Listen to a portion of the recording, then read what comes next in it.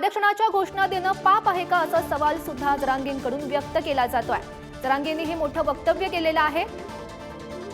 महत्त्वाची बातमी आपण पाहतोय आणि आरक्षणाच्या घोषणा देणं पाप आहे का असा सवाल सध्या जरांगेंनी उपस्थित केलेला आहे आणि मराठ्यांविरोधातलं षडयंत्र फडणवीसांनी रचलंय असा आरोप सुद्धा जरांगे करतायत। देवेंद्र फडणवीसांनी दुसरी एक चाल रचली आता पुन्हा त्या शिंदे साहेब पण आहे त्याच्यामध्ये, कारण माणूस शिंदे साहेबांचा आहे तो। आणि हा जे आता तुम्ही नांदेडचा विषय घेतला आहे हे होणार आहे आमच्यावरती, कारण यांना गोरगरीब मराठ्यावर अन्याय करायचं, आरक्षण द्यायचं नाही हे जाणून बुजून गृहमंत्री त्यांच्या पदाचा गैरवापर करून करणार आहेत। तुम्ही घोषणा देताय, तुमच्यावर 353 होणार आहेत का आता तुमच्या कार्यकर्त्यांवरती? जिथं जर मराठ्यांच्या पोरांनी घोषणा दिल्या म्हणून 353 होती, तर उद्या तुम्ही तुमच्या चिन्हाच्या घोषणा देणार आहेत। तुमचा नेता तिथं आला म्हणून त्याच्या नावानं विजयी काय व्हा असं का किंवा पराभूत झाला म्हणून घोषणा देणार आहेत, त्यांच्यावर होणार आहेत का? हे मराठ्यांच्या विरोधातलं षडयंत्र आहे, हे देवेंद्र फडणवीसांनी रचलेलं आहे। गावामध्ये गेले तिथं 353चा काय विषय आला होता?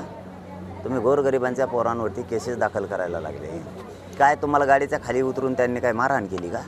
हे देवेंद्र फडणवीस साहेब चव्हाण साहेबांच्या, अशोक चव्हाण साहेबांच्या माध्यमातून उगायला लागले।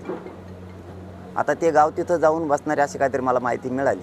सगळा महाराष्ट्र त्यांच्यासोबत, त्यांनी काही काळजी करायची गरज नाही। हे देवेंद्र फडणवीसांचं भरत आलेला खेळ आहे, आता जवळच आले, कारण त्यांनी कालपासून आणखीन उघडं पडलं नाही, उद्या परवा सगळं उघडं पडलं। आणखीन काहीतरी त्या चिवट्याच्या माध्यमातून काहीतरी सुरू केलं आहे त्यांनी।